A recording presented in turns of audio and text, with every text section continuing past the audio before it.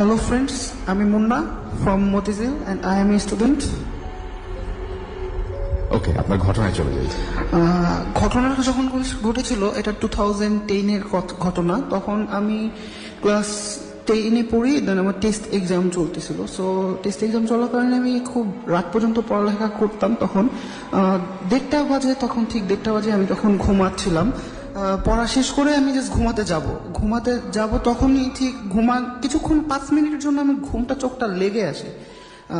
আমি তার আগে বলে নিই যে আমার রুমটার বর্ণনাটা। আমি ফার্স্ট ফ্লোরে থাকি এবং আমার রুমের সামনে জাস্ট একটা জানলা আছে, আর জানলার সামনে লম্বা একটা করিডোর আছে যেখানে মানুষ হাঁটাহাঁটি করে। দেন ঘুমানোর একটা পর্যায়ে আমি হঠাৎ করে আমার ঘুমটা ভেঙে যায় এবং আমি আমার সরাসরি চোখটা আমার জানলার দিকে পড়ে যায়। জানলার দিকে পড়ার পরেই আমি দেখি একটা শ্যাডো, ব্ল্যাক শ্যাডো, মানুষের একটা শেপের শ্যাডো জাস্ট জানলার সামনে। এবং শ্যাডোটা ঠিক এইরকম ছিল যে আমার দিকে তাকিয়ে আছে। আমি ফিল করতে পারছিলাম যে শ্যাডোটা আমার দিকে তাকিয়ে আছে এবং আই এম টোটালি ফ্রিজ, ভয় পাচ্ছিলাম খুবই। দেন আমি কিছু বলতে পারছিলাম না, 15 সেকেন্ডের জন্য আমি চুপ হয়ে গেছিলাম। দেন আমি কিছু না বলতে পারা হঠাৎ করে চিৎকার করে যে আম্মুকে ডাকবো, তখন শ্যাডোটা জাস্ট আমার সামনে দিয়ে চলে গেল।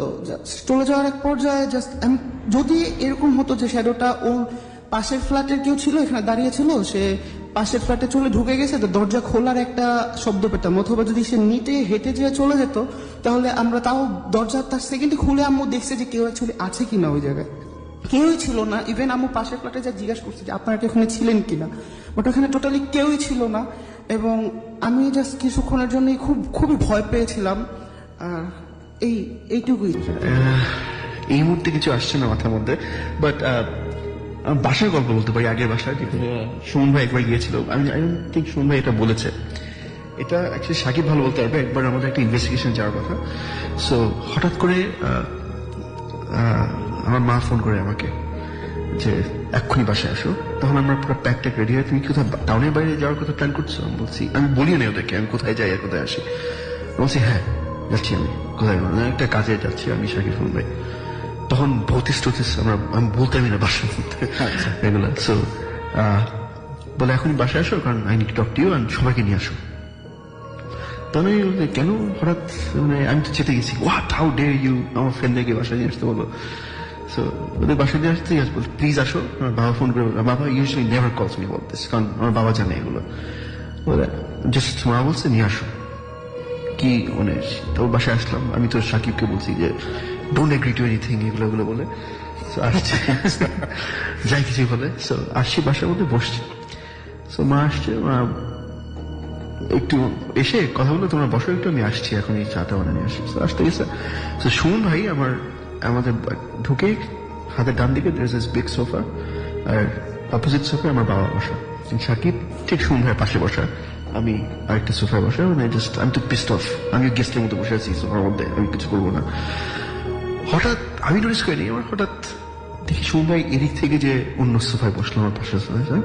প্রথমে খেয়াল করছি সুমন ভাই আমার বাম দিকে বসেছিল। সুমন ভাইয়ের বাম সাইডটা হঠাৎ করে দেখি উনি হঠাৎ করে মানে নুয়ে পড়তেছে।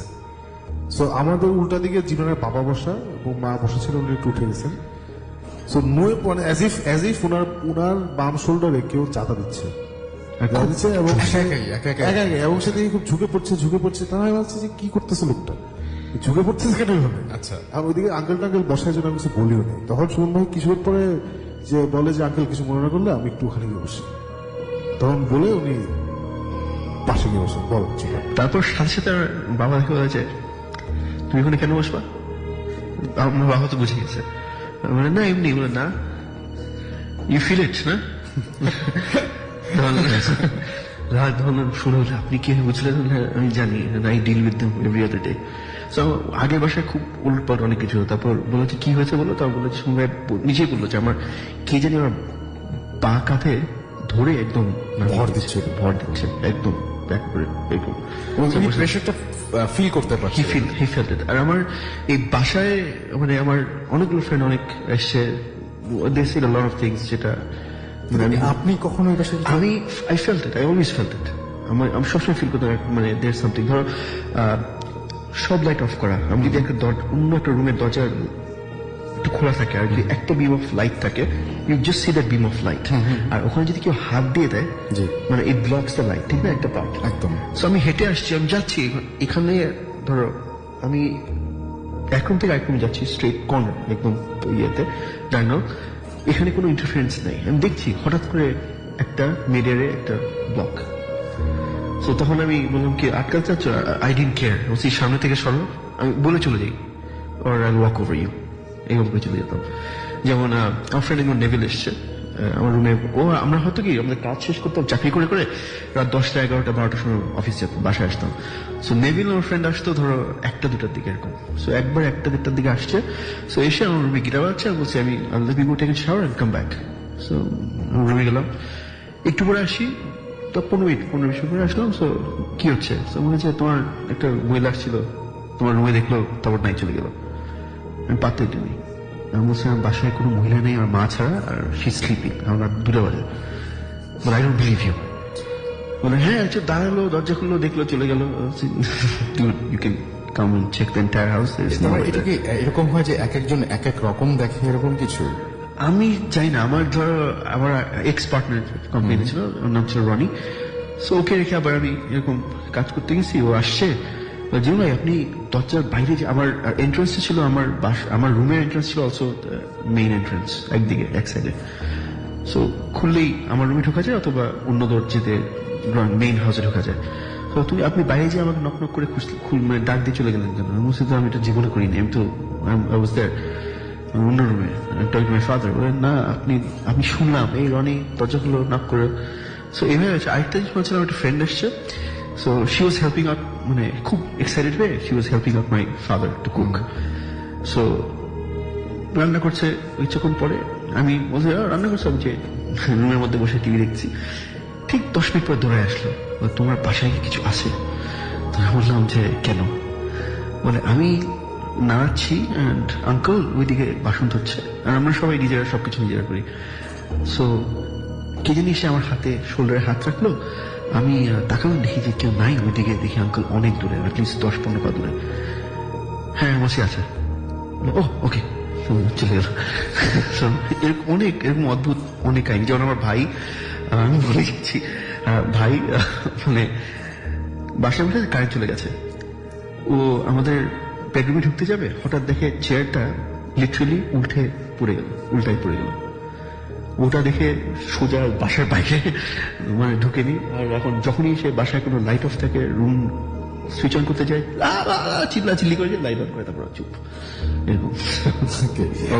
আমি এই সিনেমাগুলো দেখার আগে যে সমস্ত আপনার শর্ট ফিল্ম গুলো দেখবেন, তার আগে কিছু কথা বলতে চাই। আমরা যখন ভূতের ফিল্ম করি তখন এটা আমি জানি যে এটা যদি মানে আমাদের এই পার্শ্ববর্তী দেশেও চালু হতো, তাহলে এই দেশে আমরা ফাটায় ফেলতাম একদম বলে যেরকম বিরাট একটা কিছু, এবং সব ঘটনা হয়তো আমরা মানে বিশ্বাস করতে অনেক কষ্ট হয় আমাদের আসলে এখানকার মানে লোকাল হলে যা হয় আর কি।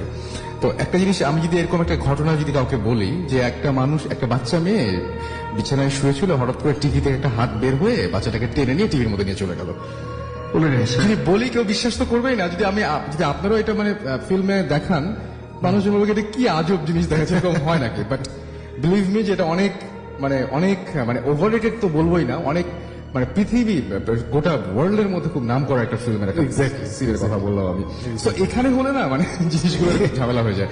তো আপনাদের কি এরকম কিছু মানে হিন্ট দেওয়া যায় নাকি যে কি ধরনের ঘটনাগুলো ঘটছে, বা লোকেশন সব কিছু বলবেন কি? ইটস ভেরি মানে আমি যেটা বলছিলাম যে these are very simple stories, it could happen in any one of our houses. যার মানে যে কোনো কারো বাসায় এগুলো হতে পারে, ওরকম করে স্টোরিগুলো বানানো। এবং যেসব জিনিস আমরা মানে কিছু ব্যাপার আছে না, সাইকোলজিক্যালি আমরা ভয় পাই। যেমন হঠাৎ চোখ খুলে যদি দেখে কেউ বিছানার পাশে দাঁড়িয়ে আছে, তার একটা ভয় লাগে।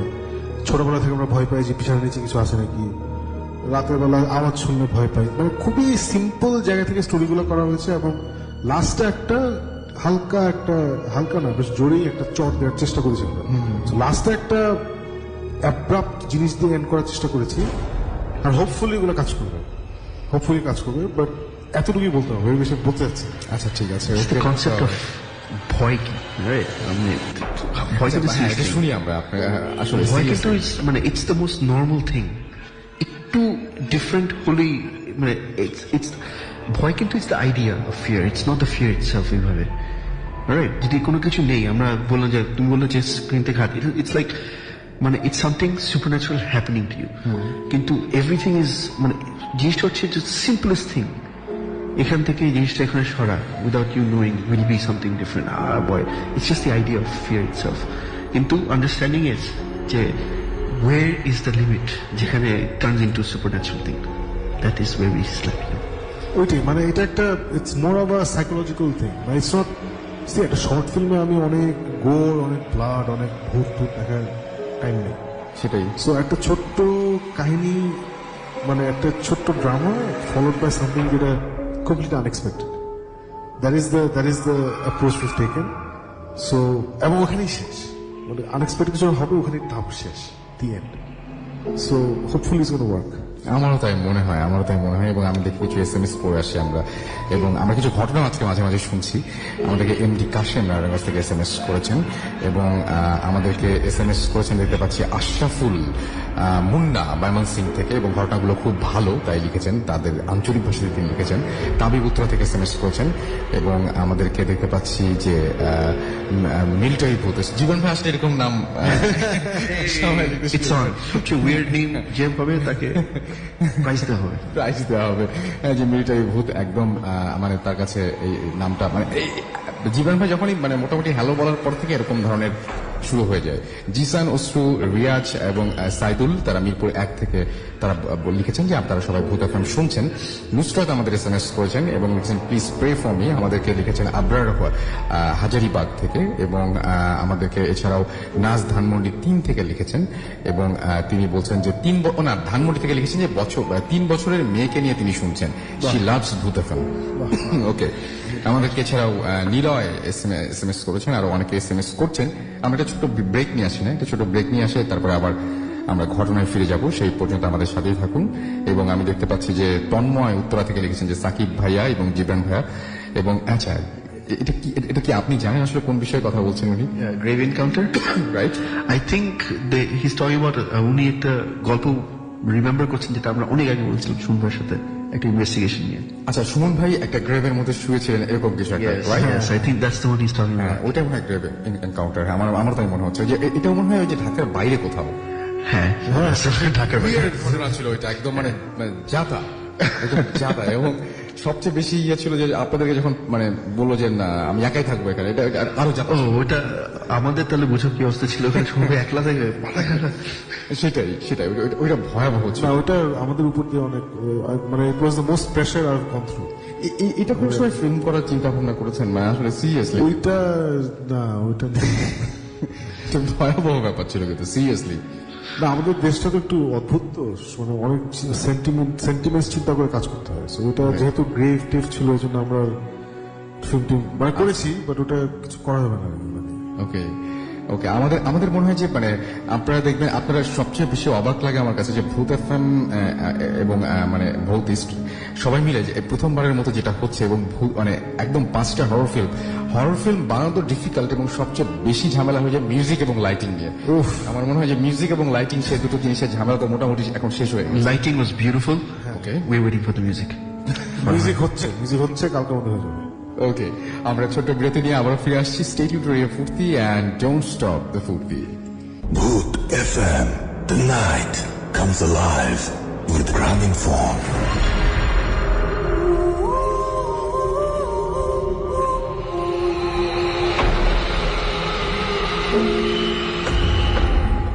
শুনছেন সবসময় রেডিও ফুর্তি 88.2 FM। আমি রাসেল আছি, সাথে আমার সাথে রয়েছে মাসুম এবং সাকিব ভাই আছেন, জিবরান ভাই রয়েছেন, এবং তাদের অলরেডি যাওয়ার সময় হয়ে গেছে, এবং যেহেতু একদম সামনেই ফিল্মটা রিলিজ হবে অর্থাৎ সানডেতে, সুতরাং সুমন ভাই বলে ফেলছি আবার বারবার, সাকিব ভাই এবং জিবরান ভাই যদি আমরা শেষ করতাম আর কি আপনার সাথে। না, it was great to be here. It's always great to come back to Bhoot FM. মনে হয় যে বাসায় আসলাম, একদম মানে খুব ভালো লাগে, অনেকদিন পর আসছি, বাট আসতে খুব ভালো লাগে, এবং ভেরি হ্যাপি দ্যাট রেডিও ফুর্তির সাথে আমরা এই কাজটা করতে পারছি। সো রবিবার 26 তারিখ রাত 12টা থেকে শুরু হচ্ছে, 26, 27, 28, 29, 30 5 দিন পর রাত 12টায় একটা করে নতুন হরর ফিল্ম আমরা রিলিজ করবো ফুর্তি পেজে, বেরিসমো পেজে, এবং ইউটিউবে, ফুর্তি ইউটিউব চ্যানেলে। So see everybody there. hope you enjoyed the films and যেহেতু শেষ time before the film ends, I'd like to thank all the actors who participated. I'd like to thank my amazing crew.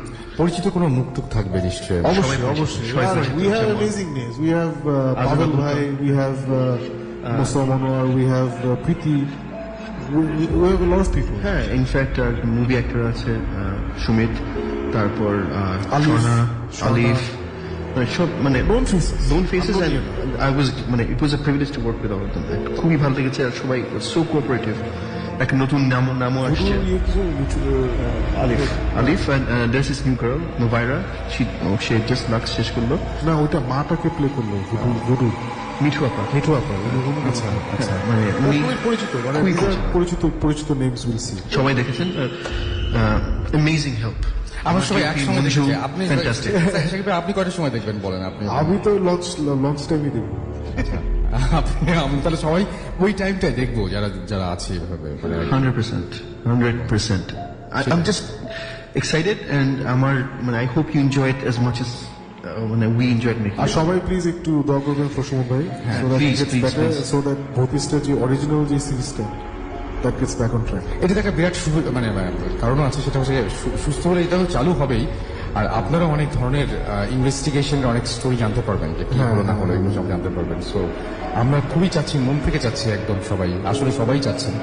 গতদিনও অনেকে email করেছেন। So আমার মনে হয় যে খুব দ্রুত সুস্থ হয়ে উঠবেন সুমন সাহেব। People who are listening abroad, হ্যাঁ বাইরে Thank you so in fact much. আমাদের ফ্রেন্ড তো সবসময় শুনে ফাইসাল জামান। Faisal Jalal, we miss you, man. And anyway, so everybody all around the world, thank you very much. See you guys on Sunday. See you guys on Sunday. ওকে, এতক্ষণ আমরা কথা বলছিলাম সাকিব ভাই এবং জীবন ভাইয়ের সাথে, এবং আপনারা সবাই শুনলেন। এবং আপনাদের কিন্তু বেশি বেশি করে এখন কান রাখতে হবে রেডিও ফুর্তিতে, এবং আপনাদের অবশ্যই ফুর্তি যে সমস্ত ফ্যান পেজ রয়েছে, এবং সেখানে অবশ্যই আপনাদের চোখ রাখতে হবে। আমাদের আরো অনেকগুলো ঘটনা রয়েছে, সেই ঘটনাগুলো আমরা এখন একে একে শুরু করি। এবং আমি শুরুতেই একটা ঘটনা দিয়ে শুরু করতে চাই। তার আগে একটা ঘটনা জানাতে চাই, সেটা হচ্ছে যারা কক্সবাজারে রয়েছেন তাদেরকে বলি যে কক্সবাজারে আমরা একটা ট্যুর করতে যাচ্ছি, এবং কক্সবাজার যারা আছেন তারা দয়া করে আগামী সপ্তাহের মধ্যে, অর্থাৎ আগামী শুক্রবারের আগে আপনাদের জানা ঘটনাগুলো পাঠিয়ে দিন আমাদের কাছে। যে সমস্ত ঘটনাগুলো আপনাদের মনে করেন যে অডিও ক্লিপ পাঠাতে চাই, অডিও ক্লিপও পাঠাতে পারেন। আমরা সরাসরি গিয়ে আপনাদের সেই ঘটনাগুলো সেইখান থেকে সম্প্রচার করবো, ঠিক যেভাবে কেরানীগঞ্জ থেকে করেছিলাম, ঠিক সেভাবে এবার কক্সবাজারে যাওয়ার আমাদের প্ল্যান রয়েছে। সুতরাং কক্সবাজারবাসী আপনারা অবশ্যই অবশ্যই একটু জেগে উঠুন, এবং সেই সাথে কক্সবাজারের লোকজনই এখানে পার্টিসিপেট করবেন। আর কারা পার্টিসিপেট করবেন এখানে? যারা গ্রামীণ ফোনের সাথে আপনার যারা বন্ধু গ্যারাজে রয়েছেন তারা। এবং এই ট্যুরে যদি আপনি জয়েন করতে চান তাহলে সাইন আপ করুন www.bondhugarage.club, এবং আপনি অবশ্যই একজন মেম্বার হয়ে যান এই অসম গ্রুপের। এবং আশা করছি যে এই আউটডোর থেকে ভূত FM এটা অনেক এনজয়েবল হবে, এবং আমরা সবাই সেখানে গিয়ে একসাথে শো করবো। মাসুম সব রেডি আছে তো? একদম মোটামুটি ওইদিকে তো আমরা মোটামুটি প্রস্তুত তো, আমাদের বাহিনী। শুধুমাত্র আমাদের কক্সবাজার বাহিনী লাগবে আর বন্ধু গ্যারেজের বন্ধুদের লাগবে, রাইট? আর আরেকটা জিনিস বলতে চাচ্ছি যে কক্সবাজারের মানুষ না হলেও, ধরেন কক্সবাজারে যেসব এক্সপিরিয়েন্স করছে আর কি, কক্সবাজারে বিভিন্ন এলাকায় আমরা গ্যারেজ থেকে পেয়ে যাবো ইনশাল্লাহ। ওইটাও যেন তারা জানিয়ে দেন মেইল আমাদের। করে। হ্যাঁ, মানে আমরা ধরেন করতে পারি যাতে। আমি বাইরে থেকে গেছি কক্সবাজার, কিন্তু অমুক একটা জায়গায় আমার সাথে একটা ঘটনা ঘটছে, খুব ভালো সেই জায়গাগুলোর কথাও যেন যদি দিতে পারে তাহলে আরো